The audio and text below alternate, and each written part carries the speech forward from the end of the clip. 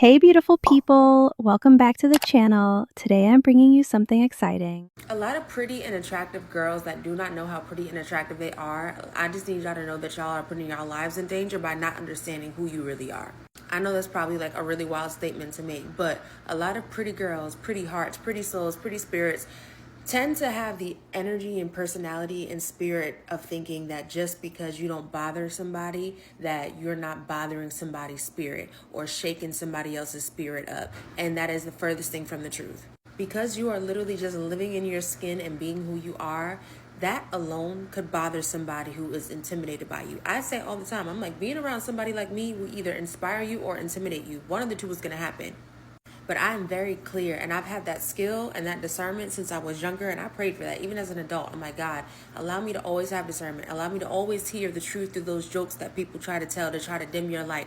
Always. And I need y'all to know that if you have a friend that is telling jokes about you, like in front of your face, trying to demean you, trying to dim your light, or they get around men and they try to like shit on you or do weird stuff like that, that's not your friend. There are so many people that I know personally, beautiful women that were attacked, faces slashed, just because they're so beautiful and somebody could not take it. So I need this to be the last day that you walk around just saying, because I don't bother somebody, does not mean I don't bother somebody's spirit. Does not mean that somebody may not be jealous of me because I'm this good, kind person. So am I, baby. But I have experienced jealousy my entire life.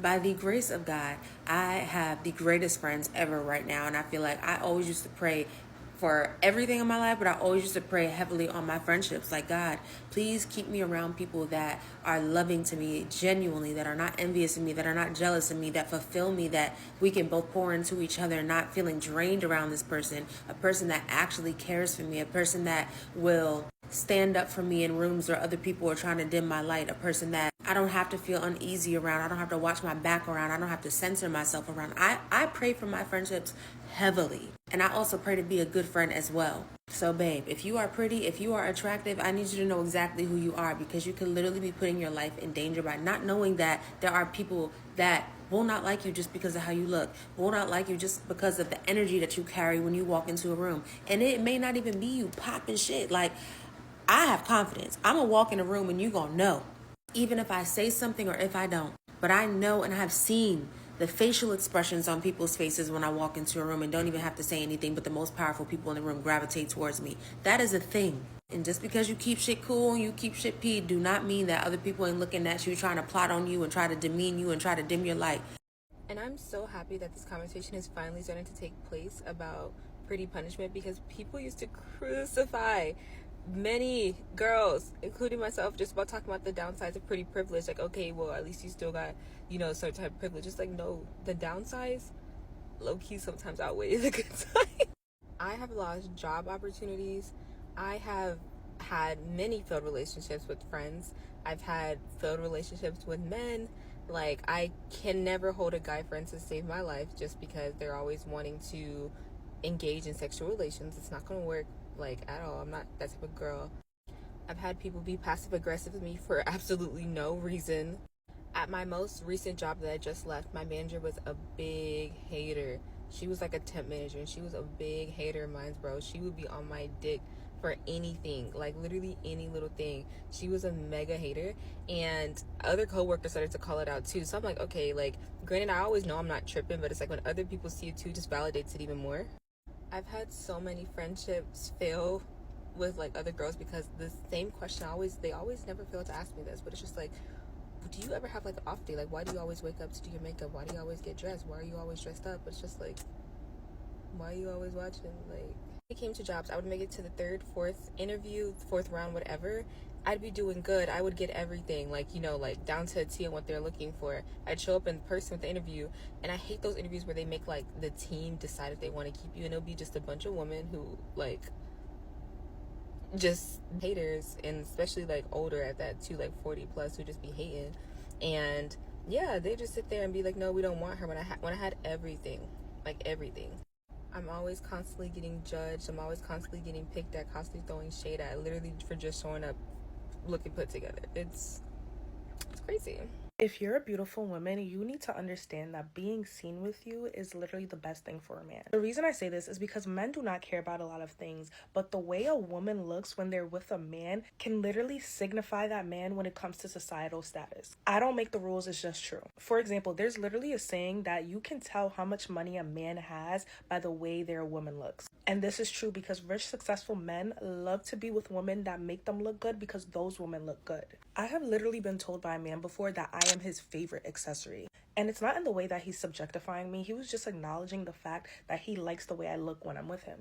Being beautiful is literally a status symbol, and men will act like they don't care, but they really do. It may sound superficial, but that's just the reality of what society is right now. Beauty is currency, and men always like to talk about girls who have pretty privilege and all this extra stuff. But the truth is, men like to be with beautiful women, and women like to be with attractive men. It literally goes both ways. But the way I've seen men literally use the woman that they're with as a kind of social currency and give them a higher pedestal in the social hierarchy is such an interesting concept. Anytime I'm out with a man and I get complimented, let's say they'll say something like, oh, you're so beautiful, or they'll tell him, oh, your girl's so beautiful, or how'd you get this one? The men feel better about themselves. You know, men have egos and all this machoism and whatever it is. I say all this to say, never let a man burn you down. Because if that man is with you, you are attractive, you are beautiful, he likes you. And if he's not a good man, he might try to invalidate you or make you feel insecure. But the truth is, he's using you and your beauty looks as currency. Because when you're beautiful, it makes that man look good too. So number one, use that to your advantage. And number two, feel good about yourself because you are beautiful. And if that man ever tries to tell you otherwise or make you feel less than, you need to leave and find somebody better. Pretty privilege as a dark-skinned woman looks different, and it's something that we actually don't talk about enough. And when that young woman made that video asking what it looks like for dark-skinned women, it just reminded me that these conversations tend to be dominated by women of lighter skin tones. So what this will look like is people will place you as a higher caliber without knowing who you are as a person. So they will see you as more sophisticated and more desirable solely based off of your appearance. You will see this affect every area of your life, even in places where it's technically not supposed to, such as the workplace. Just imagine applying for a warehouse job and then all of a sudden they promote you to a corporate job in the front because they're going to look at you and they're going to say, well, this person is fairly attractive, so they need to be front and center. You'll receive gifts all the time. You'll receive favors all the time. People will constantly reassure you that you are beautiful everywhere that you go. You don't have to live in a certain country or a certain area. Every place that you are in, people are going to find you beautiful. And I also want to highlight that for dark-skinned women, people will rarely let us be beautiful without stereotyping us as masculine as well. Even dark-skinned women that do have pretty privilege, they tend to try to tear it down by associating them with this masculine or intimidating image that tends to negate their beauty. I say when it comes to dark-skinned women, we experience pretty privilege in a very similar way to women of other races. However, the nuances associated with our pretty privilege are a little bit different. And I think that's why a lot of dark-skinned women tend to not speak on it. Do you want to hear a hot take about pretty girls from a pretty girl? And for context, I'm new to this. Growing up and in high school, I was not considered attractive by the community that I was in. I'm not saying I was ugly. I'm just saying that pretty privilege didn't ever exist for me until I was an adult. Now, the hot take is that whole pretty punishment, I'm only ever gonna have 3 friends because I'm pretty thing, that is a damn lie. If you only have 3 friends and you want more friends, but you can only seem to keep the same 3 friends around, that has nothing to do with you being pretty or not pretty. That has everything to do with your personality and how you approach relationship building. What I have noticed amongst very beautiful women, which always are very down to earth, right? We're talking about 10 out of 10, not 6 out of 7 and they look like an 8, 9 with makeup on. We're talking about genuine 10 out of 10 beautiful women. What I have noticed consistently is that while they are very down to earth, amazing people, they expect everybody else to come to them. They expect the entire world to cater to them because that is what they are used to. And you cannot build a friendship that way. You cannot make friends that way. Yes, you can make some friends, of course, because there's always going to be people that are going to constantly come to you, constantly chase you, constantly water you, and that's what's going to make you feel validated. But that is not how normal people function. So I'm going to hold your hand when I say this. You don't have friends because you're not friendly. It has nothing to do with the way that you look. And please do not come on the internet just looking for an excuse to tell the public that you're pretty, because you're not getting any sympathy points. There is so many amazing women and people, men in the world to be friends with. And I know plenty of beautiful people that have so many friends. Pretty punishment don't exist. It's made up. It's made up by the 6 out of 10 girls who look like an 8 out of 9 with makeup, an 8, 9 with makeup, and who just have mediocre personalities and expect everybody to come to them. Like, come on, like, let's be real. Let's be real. And I'm saying this as a person who used to struggle to make friends. I wasn't struggling to make friends because I was pretty. That wasn't why. I was struggling to make friends because I didn't understand the concept of constantly showing up for people, whether they needed me or not, but also, equally as important, asking for help and relying on the community around you. Like, consistently checking in. Not just like, oh, I'm checking a box and checking in on this person, but genuinely building community and building friendships, watering friendships. That matters. That really, really matters. Like, I cannot stress this enough. It has nothing to do with the way that you look. So instead of trying to play this like victim approach and being like, oh, I just can't make any friends because this and this and this, is like, no, like, learn how to build community. It's a skill. You can work on it. You can change it. And if you guys want a video on how to make more friends or how to like water your relationships, like, I can definitely talk about that. But I just have to say that because I've been seeing way too many posts like on some fugazi nonsense.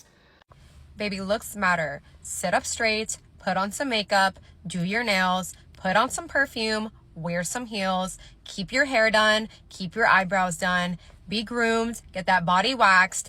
You matter. Do not be out here looking like a slob, because life will treat you like a slob. Pretty privilege is very real, very real. You'll get very far with just your looks. Take advantage of being a woman. They were not lying when they said the prettier you are, the weirder it gets. Now, don't pair that pretty with traits that the average person or average woman doesn't possess. Don't be pretty and successful. Don't be pretty and intelligent. Don't be pretty and hypnotizing. Don't be pretty and magnetic. Don't be pretty and charismatic. Don't be pretty and capable. The prettier you are, the weirder it gets. I suggest, if you are a woman who is attractive, and not just attractive physically, but attractive mentally, attractive emotionally, attractive personality-wise, attractive financially, attractive career-wise, if you really possess things that are not easily found, things that you don't stumble across every day in the average woman, I suggest you run for the hills.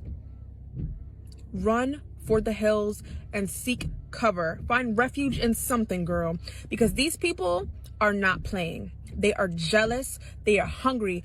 Forget hungry. They are starving, and they want to eat you alive. Men and women both. They want to destroy you. They want to break you. If you are a woman who presents yourself as whole, more than anything in this world, they want to break you. I hate to be the bearer of bad news, but you're going to have to be a bitch. You're going to have to stay to yourself. You're going to have to.